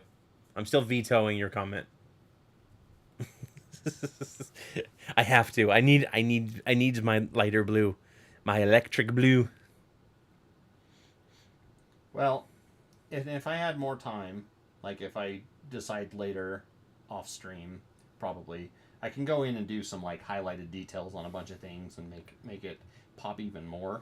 Because right now contrast paint works pretty well, but it's very much a slap it on, get it done, get it table ready. You know. Yeah. How many patrons do we have so far? Just one. Just the one. Just the one. Just the one, Bosco. I think you know who they are. But yeah, just the one. We're hoping to get a few more here. And then Richard asks, what is this week's list? We haven't made a list yet. Won't the stream implode if we don't? That's very true. We need to do a list. Let's see. Right. Random. And, Corey, stick around while Corey reads screens. Best fantasy novels of all time.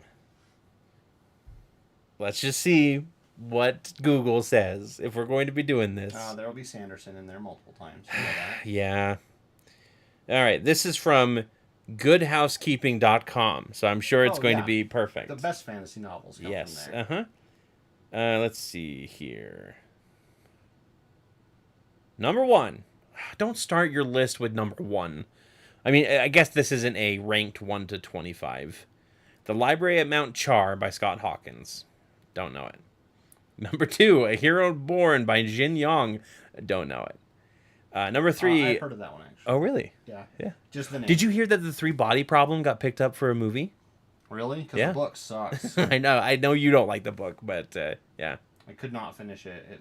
I'm sorry, but if any of you have read it and you love it, I need to talk to you about it because I need to figure out why it's so good, why everyone likes it. Because I am not a Chinese sovereign citizen. I've never lived there. I don't know the culture. And so listening to a book about Chinese culture and society, it has zero interest to me. Yeah. I cannot relate to it at all. Yeah. Not one bit. Yeah, Bosco, I mean, we weren't expecting too many patrons at first. Like, we were expecting... I was thinking, like, 0.1% of our total audience. Yeah. Because if you think about it, we have just about 5,000 viewers, and we get just about, like, 500 views, 500 views a month, roughly, yeah. Yeah, so, like, 10% of our audience is viewing stuff each month. And then... So 10% of that. And then, yeah, it's like 10% of that. Like, we're looking at, like, 5, you know... Or 50, I guess, would be that case. But no, 10% of... 500 would be 50. Yeah. 1%. So 1%. Yeah. Yeah. Math. But yeah, so we were expecting, we weren't expecting too big of a rush for it. I think once we get a few other things under our belt and the problem is we just started advertising it, so people haven't caught up. Yeah, true. There's a bunch of people that it takes them weeks and weeks to watch our episodes. That's not a bad thing. Everyone's got stuff going on in their life, right? It's just sometimes it just takes a while. Yep. So I went down a couple more books in that list, and I didn't find anything that I really recognized. So we're moving on to Time Magazine's, time.com. Okay. 100 best fantasy books of all time. We will see how this goes. The first one on the list is The Arabian Nights. Yeah. Okay. That's pretty much a classic, right? Time to start an Aneria OnlyFans and start having Preston draw some Aneria smut. I think the OnlyFans is the Dankaswas shorts that Preston just wears it and like cleans his pool. That's kind of what we were thinking there. Every piece of smut that he draws has the Dankaswas shorts on. Le Mort d'Arthur, I think is like I think that's supposed to be like the King Arthur's court first. Yeah, anyway. Alice's Adventures in Wonderland? Okay, all right, sure. I mean... And then Through the Looking... You can't put two... Like, okay, hold on. They are considering they're considering fantasy as anything fiction. Yeah. Well, no. I mean, Alice in Wonderland's fantasy. It's not the kind of fantasy that we're thinking of, though. That I'm thinking of. It's a girl that gets isekai'd into another world. I know the damn story. I'm saying it's not in the fantasy realm that I consider. So that's very much like the problem, right? Someone got super high and wrote a book. That's what that is. 5 Children in It, Ozma of Oz, Mary Poppins. Osmosis Jones? Yeah, okay, Mary Poppins I wouldn't consider a fantasy. Like there needs to be a genre distinction. It is. It is, yeah. It's just fiction. Only spam. We have Ham, Spam, Ham and Eggs. Spam and eggs. The Lion, the Witch, and the Wardrobe. There's a proper fantasy for you. Yeah. And that's pretty much the same thing as Alice in Wonderland. If you like Christian imagery in all of your stories. Yeah, true. The Palm Wine Drunkard. The Palm Wine Drinkard, not Drunkard. That's weird to say like that. Voyage of the Dawn Treader. Okay, I'm sorry. I have to stop this time list because you cannot do multiple books from the same series as different best books of all time. I'm being very picky here. Being extremely picky tonight, apparently. But we need a good list. Are those scales his scales? Or are they his scales? Ooh. That is my only problem with painting. Is sometimes I'm like, I don't know if this is their skin or armor. Let's see. You know what? I'm not finding anything that is very much in line with what I would think fantasy is, like you said. Reddit's top fantasy reads of all time, starting with okay. All right, this one's better. This is on listchallenges.com. George R. R. Martin's Game of Thrones, Song of Ice and Fire. Yeah. J.R.R. Tolkien's Lord of the Rings. Yep. Name of the Wind by Patrick Rothfuss. Yep. You haven't read it yet. I really think you should. I think you'd like it. Really? I think it's a fun read. Just be aware that if you read the first book and the second book and you really like it, you're going to have to wait a long time for the third book. Because he's still not done writing it yet. He's doing everything but doing that. Just like George R. R. Martin. Yeah. The Malzahn Book of the Fallen series. Never heard of that. Wheel of Time. Of course, Wheel of Time would... Robert Jordan, right? Yep, the Robert Jordan. There we go. Stormlight Archive from Brandon Sanderson. And technically, Wheel of Time also was Brandon Sanderson because he picked it up after Jordan died. 3 or something like that. We've got The Lies of Loch Lamora, which Colby has been raving about lately since he's seen it. So, and I think Dallin said that he liked it as well. Is it you said seen it? Sorry, not seen it. Read it. Oh, okay. Yep. Discworld, Terry Pratchett. The Dresden Files. We will skip number 10 because we do not speak of that series anymore. HP? Yes. Oh, okay. We can say Harry Potter. Yeah, it's the Harry Potter series. I just like being fun. The First Law trilogy. Not sure what that is. There's another Brandon Sanderson with Mistborn. The Dark Tower from Stephen King. Okay.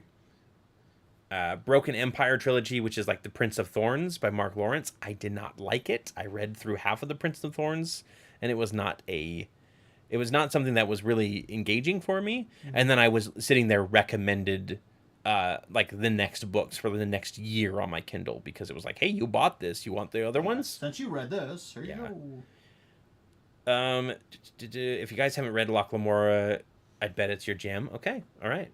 I would like... Loch Lomond. Loch Lomond. Loch S. Foils in attack position. The Farseer trilogy by Robin Hobb. Not sure. We cannot put The Hobbit in here. We already did Lord of the Rings. There's that's all. That's fine. That's the rules. Corey's gonna get angry at it. The Black Company by Glenn Cook. Glenn Close. By Glenn Close. I'm a Kim Harrison fan. I've never heard of Kim Harrison. All right, I think I got the. Corey, I got the skin done. Good. Interrupt my listing, please. Oh no, never mind. Keep going. Okay. His Dark Materials series. I want to read that. That's Golden Compass. Yeah. The Earth-Sea Cycle. Oh, I've heard of this. American Gods, which we watched the series. I have the book. Oh, you have the book? We watched the series and we were like, okay, it's fine, Chronicles of Narnia. Chronicles of what? Chronicles of Narnia. We've got the Draenei series. Interesting. Not sure. The Draenei series? It almost looks like it's spelled Draenei, but Draenei from from WoW. WoW. Watership Down is in here. Oof. That's the one with the animals, right? Yep, that's the one that got turned into a movie, and it was a really dark Isn't that Redwall? No, that's a different one with also animals. I did always want to read the Redwall series, and they were always out in the library in my junior high. Oh yeah. So I never read them, and now I have no desire to read them. Oh. Just because it's been so long that I've just been kind of whatever. So long, and thanks for all those fish. Yeah. The Rhaenyra Revelations? The Theft of Swords is the first book. Prince of Nothing. The Belgariad. Ooh, the Belgariad is a good one. Yeah. I read that the one. Prince of Nothing, the Queen of Slime. Yeah. Well, you remember one of my first WoW characters was named Belgarian. Mm-hmm. I'm still mad at you for that. For deleting it. Yep. Yep. Yep. I'm not. I'm fine with it. I hate the way that the Night Elf male holds weapons. Yeah. So dumb. Drene is a David Gemmell, and those books are stellar. Okay, so somebody does know it. They're stellar sci-fis. No, not that kind of stellar. They're stellarists. The Tagana series, The Book of the New Sun, Chronicles of Amber, Jonathan Strange and Mr. Norrell, Sorry. Raven's Shadow, The Rift War Saga, The Demon Cycle, The Last Unicorn, which that was the one that they made a movie out of, and Tim Curry was a bighorn demon. Bosco says if Stephanie Meyer shows up on this list, That's true. This is from Reddit, so who knows what'll happen. The Lightbringer series, The Codex Alaria from Jim Butcher. He also did. That's the Dresden guy, right? No. Yes, Jim Butcher is Dresden Files. Yep. Coldfire Trilogy, Dragonlance novels. The Serentine Mosaic, The Live Ship Traders. There's 3 pages on this. Oh, Neil Gaiman's Sandman is on here. I want to read that for sure. I want to watch the show too. Yeah. The Silmarillion. Come on. We already had Tolkien on here. We don't need it 3 times. The Silmarillion. The Lions of Al Rashan. The Magicians by Lev Grossman. You remember that? That got turned into a show. By Les Grossman from... Lev Grossman. Les Grossman from... What's it called? What is he from? It's Tom Cruise plays the balding guy with Tropic Thunder. Yeah. He's Les Grossman. So, hey, you're working on the armor now. Yes. But I noticed that that's not gold. Tell me what's going on here. Well, okay. So, first of all, I'm doing a swatch so I can kind of show what it does. I found a new technique online that I really want to try that I've done sort of before, where you lay down silver on all of your armor parts, no matter what color the final result's going to be. Okay. And then you use contrast paints over the top of them to make them look like the final result. All right. So we only have about 20 minutes left. that's fine. So I want this gold on screen before we're done. So maybe just do like 1 pauldron and then put the gold on it to test it. So people can see what it's going to look like. All right, fine. Until next week. I'm just saying. All right, fine. All right, fine. Neil Gaiman's Neverwhere series, The Princess Bride, I think that deserves to be on this list for sure. The Tawny Man trilogy by Robin Hobb. Was that who they were saying earlier? No, Kim Harrison. The Witcher series. Yeah, okay, that makes sense. Acts of Cain, Best Served Cold, Chronicles of Thomas Covenant, The Dark is Rising. A lot of, like, this is getting into territories I'm like, okay, I don't really know. The Heroes, Memory, Sorrow, and Thorn. I'm just going to start going through these. I'm already going through these pretty fast. Anansi Boys by Neil Gaiman. Ooh. That's probably a follow-up, sort of. Maybe that's, yeah. If that's the case, then no, we don't... Because you made the rules. Yep. You can't make a list and have 2 things from the same series on it. Abhorsen. The Deed of Pakistanarian. Okay. The Flonavara Tapestry. Dave Navarro's Tapestry. Dave Navarro's Tapestry. The Night Angel trilogy, which starts with The Way of Shadows, apparently. The Powder Mage, which actually that sounds kind of cool. Like Gunpowder Mage? Yeah. Song of Airbone, Vlad Taltos, The Bazlog Cycle, Black Jewel trilogy. Make a character now and have his nickname be... Dune is not fantasy. Why is the Dune Chronicles on here? I mean... Okay, yeah. Kinda, yeah. It's Yep. the weirding way, and like there's technology in it, but it's very much like a side note to the whole story. Conan. Anyway, I want to make a character that is a wizard or a mage and make him the Gunpowder Mage. Yeah, that would be awesome. Gun Omens by Terry Pratchett. Gun Omens? That's what I Gun Omens. Gun Omens. You're just thinking about the Gunpowder Mage. Yeah, Gunpowder Mage. The Once and Future King, Picture of Dorian Gray. See, the Picture of Dorian Gray, I feel like definitely fits a fantasy. It's very much like more classic. What would you call that? Same line as like Frankenstein and stuff. You know. We've got Stardust. We've got A Wrinkle in Time here. I'm kind of going through and getting the ones that I recognize now because I'm not going to sit here and read off 3 pages of books to everybody. That's a boring stream. Alice in Wonderland is on here. Again. She fights the Jabberwocky, which is like a dragon fight. All right? Look, like, I think you're being too harsh on Alice in Wonderland. Yeah, probably, but I'm still going to do it. The Dagger and the Coin. Never heard of that. Here's the Dragon Riders of Pern. Somebody was asking for it. Which apparently is sci-fi. Apparently, technically. Yeah. What? Okay. No, don't know why. Sorry, you put dragon in anything? If it's actual dragons, it's fantasy, man. The Inheritance Cycle, which is Aragon. The Aragon books. Oh, yeah. Which, by the way... That was the one that literally has a really badly drawn dragon on the cover, right? Yes. Yeah. 4 really badly drawn dragons, I would say. Okay. By the way, the 3rd book in that series is called Brazinger. Oh. Yep. Okay. Found it. We found the reference that we didn't know about. I hated hearing about these books growing up because it was like when I was in high school and starting to get into creative writing, and all I heard about was this 16-year-old boy who was already a published author and everything, and then I was like, I read the books or read the part of the first book and I was like, I don't like this. This is dumb. Why is this guy an author? Okay, let's see if this works. It doesn't work. And yet I'm still not an author, so I really can't be. I'm not a published author, I should say. Riddle Master, River of Stars, Song for the Basilisk, the Sun Sword, Sword of Truth series. Wow, Sword of Truth was really low on that list. Yeah, this list isn't good because it does not have the best fantasy series of all time, and that's Kings of the Wild. And its subsequent book, The Bloody Rose. Which is my recommendation for everybody at the end of the stream. Seriously, go read it.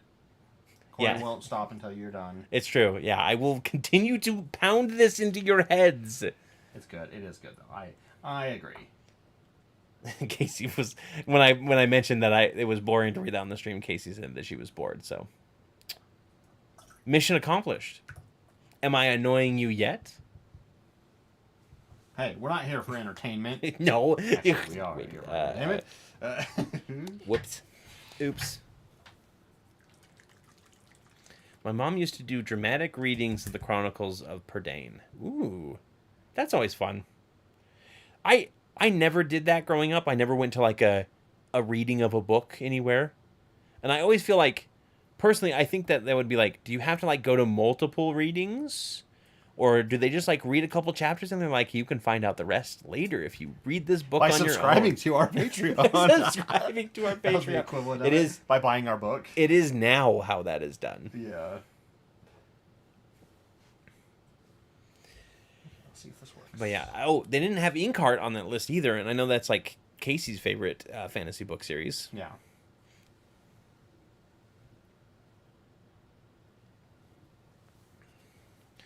But yeah, I mean, I've always wanted to like go to a book reading, but I'm like, I don't know how it would be. Do you just sit there and listen to them read for like 30 minutes and then they're like, and that's all we're reading today. We'll come back next week or something. Chapter 1 is finished. Yeah, like I don't know. But again, I mean, I just do that personally with audiobooks. I had this thought the other day too. Yeah? Because I was watching a YouTube video and the guy was like, "Oh, I'm coming out with my newest book, and if you're interested in, I'm doing a reading at these locations in like Brooklyn or something." Mm-hmm. And I was like, I had the exact same thought of like, did they just like take a snippet and read? They have to just do a snippet. Yeah, or is it like for like 12 hours I'm gonna read my whole book? So the only instance that I would think it would be the whole book is in Ant-Man Quantumania, when when Scott is reading his like memoir that he wrote, and he literally reads the last page of the book by the time we get into the scene, and it's like he definitely read that entire book to the audience. All right, so here's the trick. Here's the little trick that I found. It's still drying, but so you put silver down and then you put contrast over it. Yeah. So this one is just the straight yellow. Okay. Okay. And this one is like a mix of yellow with a little bit of brown to make it kind of a darker darker gold. Ooh, I don't know which. Do you have silver on the dragon already? I've got the shoulder, and it's drawing. Yeah. So We've got at least one vote for silver on the dragonkin is good enough. But no, we're going gold. I have been waiting all night for gold. sorry. Just give me a sec. Drawing this off. Okay. Yeah.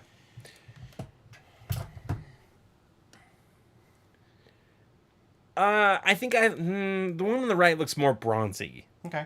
I think the one on the left is like the gold that I would prefer if it were completely my choice. Bosco likes the darker one. Look at him up close too. Yeah, I guess I can. They look different in person. Because so gold always has an undertone of browns and red to it, unless it's like super sparkly gold, and you can tell when a prop in a movie. You can tell when a prop in a movie. She says you'll be sorry because it was Casey's mom that wanted the silver. You can tell when a prop in a movie has just been spray painted gold and then left alone. Yeah, and not given any kind of wash or anything. Maybe that's what I like. I kind of like that. The super that bright. Super like bright gold, like you're in a '90s TV show. So this stuff right here, liquid gold.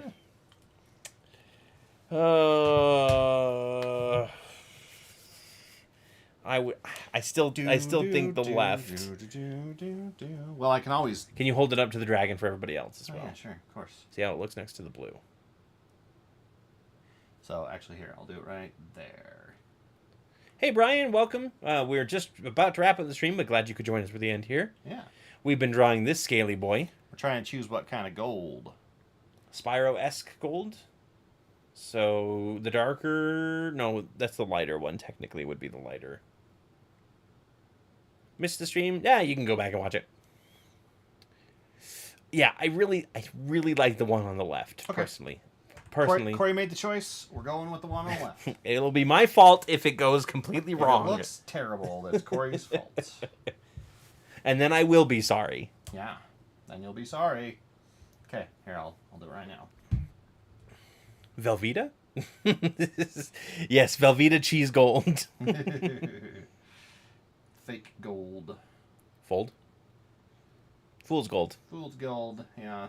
Iron pyrite? Oh, no, actually, so that just reminded me that if you like Dingo Doodle's channel, they just had a collaboration with Hero Forge where they put out a bunch of their races as choices that you can make, and I think that's so cool. Cast those pieces in real gold and let's see how it looks. We'll just go melt down all the gold in the house. If you join our Patreon, we'll have enough for gold. Yeah. Okay.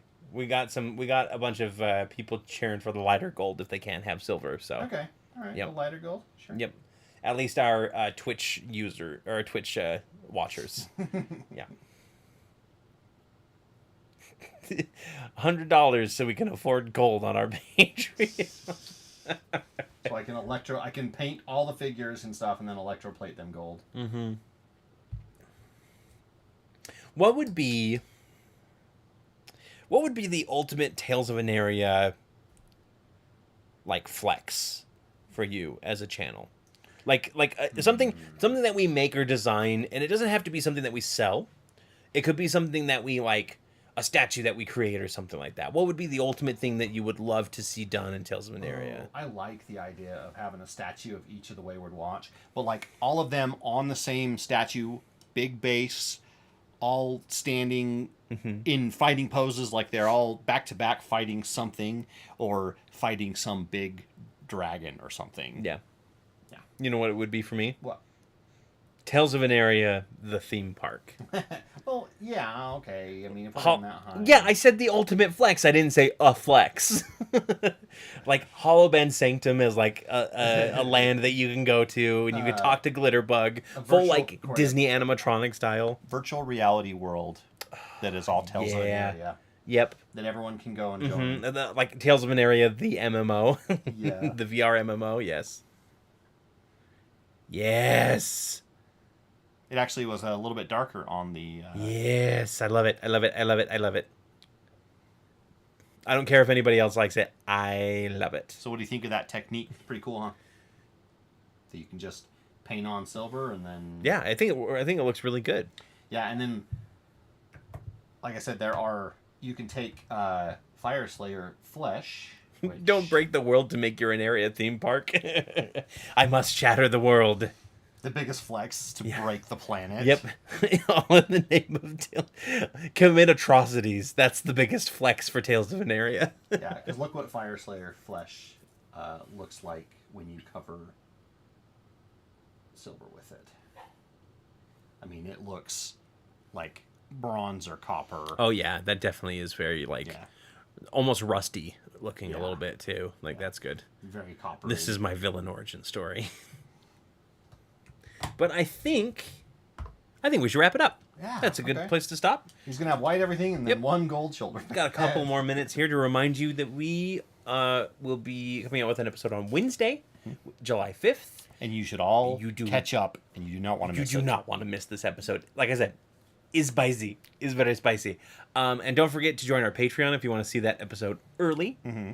A couple days early. Yep. Or to see any of the bonus content, like we did the Dungeons and Dragons movie watch along where that was a lot of fun. Commented. Oh, I had so much fun. I want to do that again. Yep. And we got other stuff coming up. You get access to all of our private Discord channels, so you can chat with us. We're really active in there. If there's a chat, ask Bosco. Pretty much we can respond pretty quick because there's it's less traffic, but And if you do have a suggestion for a mini that you'd like to see painted, maybe we'll make a new stream dedicated Discord channel for that.